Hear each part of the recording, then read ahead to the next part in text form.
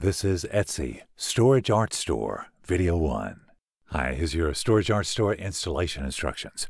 We'll first look at the inside of a typical interior wall. Now, some walls contain the short horizontal 2x4s you're looking at called blocking or fire blocks, which keep the wall studs from curling to one side or the other during construction, and also help keep a fire from spreading through a house by cutting off its oxygen supply.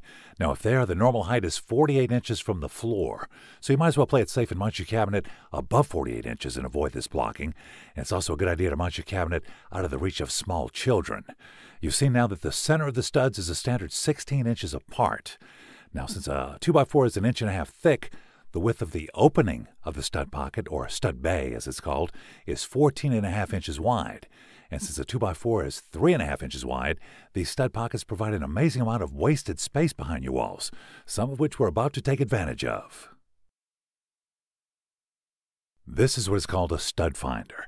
Approximately $10, this battery-operated tool will light up as you slide it along your wall surface and show you the location of the studs behind your wall.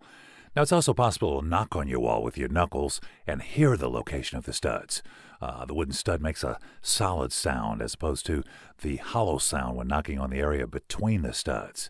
Again, though, we're playing it safe in this situation and using the stud finder. It's inexpensive, $10 or so.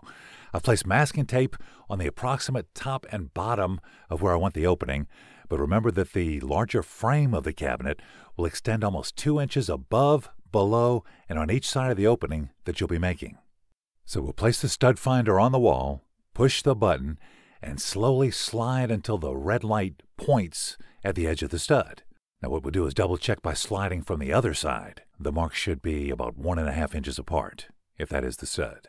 We'll now do the same for the other side of the opening, again marking only the inside edge of the stud, but again double checking with the stud finder for the outside edge, which should be 1.5 inches over. Now, don't worry if you accidentally mark the outside edge. Again, remember that the frame will cover almost 2 inches on all sides. So we now have a good indication of the location of the studs. But we'll now repeat the last 2 steps in the lower area of where the opening will be to both double check the location of the studs and also give us 2 more marks to help us place the template, which will correctly help us trace out the opening location. These extra marks help us visualize exactly where the studs are located. Again, though, remember, before this next step, that the frame extends almost 2 inches above, below, and on both sides of the hole that you'll soon be cutting. Now, using the marks we've made on the wall, we'll place the template on the wall, which is primarily for marking the top and bottom of the upcoming opening that we'll be cutting in the wall.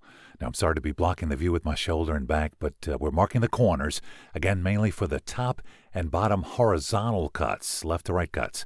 This also shows us the top and bottom of the first cut that we'll make, which will be a vertical cut along one of the studs. Now, the saw that we'll use will cut the drywall pretty easily without cutting the stud, so we'll actually be using the stud as a guide on our first cut.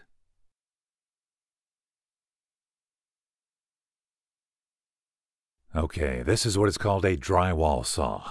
It costs about $5 or $6 at the Big Orange hardware store, and I've got the details on that and the stud finder if you click See More on the bottom of this video above the comments.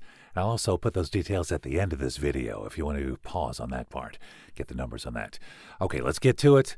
And I know I'm blocking your view with my shoulder again, and you'll see this better on some of the other cuts, but we tap the blade of the saw into the drywall with the palm of our hand and then start sawing the drywall using the stud itself as our guide. We want to cut right up against the stud, almost like we're trying to cut the stud. Of course, this saw can't really cut the stud, but it will cut right through that drywall, or sheetrock as it's called by a lot of people, I guess depending on which part of the country that you live. Now, because this first cut is the most important, and even though I didn't show it in the video, you might want to repeat the same cut the second time.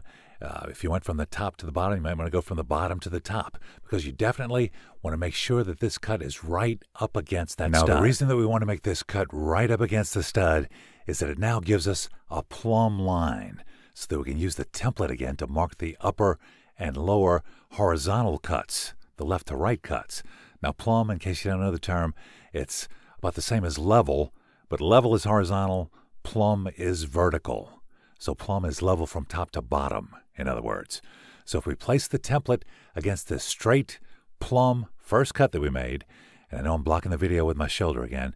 We can now mark our upper and lower horizontal cuts, the left to right cuts, knowing that they'll be level. But again, remember, even if these cuts aren't perfect, it doesn't matter. You can cut the ugliest hole in the world, it'll still be covered by almost 2 inches of frame all the way around. We'll watch now how easy it is to finish making these cuts. I'll make a few comments too. It would have been easier to use a step stool instead of reaching so high to use the saw. Just be careful if you use a step stool. You don't want to fall off. Also, don't forget to put some paper on your floor because the drywall dust will fall down. And if you don't leave your shop fan on like I did to cool off, the powder will fall straight down, and it is easier to clean up like that.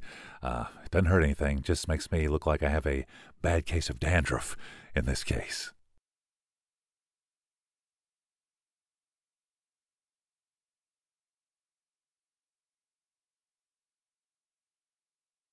Okay, it's time for the last cut now.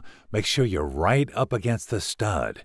This panel will fall out at the end, so try to catch it. Try not to damage it, because in a worst-case scenario, say, for example, we find a plastic vent pipe in the wall inside of this opening, we can actually replace this cut panel, and with drywall tape and drywall mud, make it look like this opening never happened. That video's next. We'll call that one StorageArt WCS, which stands for Worst Case Scenario. But again, this can be avoided by looking for vent pipes on your roof for an approximate location, and in the unlikely case it looks like it's right where you want to install your cabinet, go up in your attic and check it out. Make sure there's nothing protruding into that pocket.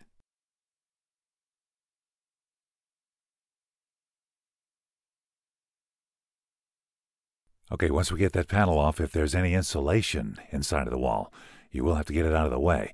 You can either cut it with a utility knife or any kind of sharp knife and remove it. That's the easiest thing. Or you can just stuff it either up or down into the wall. You have to tear it with your hands, or it'd be a nice thing to wear gloves for this, but the main thing you're doing here is getting it out of the way. And in this case, I'm removing it. If there's anything else in the way, protruding from the other side of the wall, you will have to remove that too. If you followed my directions, you checked for something on the other side of the wall.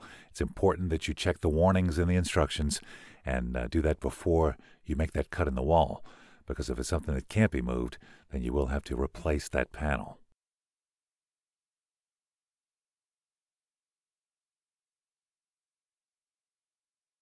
The next thing we'll do is check both sides and make sure that the drywall is trimmed even with the stud on both sides, so that we will have that 14.5-inch opening that we will require. Now, the top and bottom cuts don't have to be pretty. Remember, the frame itself covers almost 2 inches all the way around. So even if it's not the most beautiful hole you've ever seen, it doesn't matter. The frame itself will cover any imperfections and make everything look beautiful.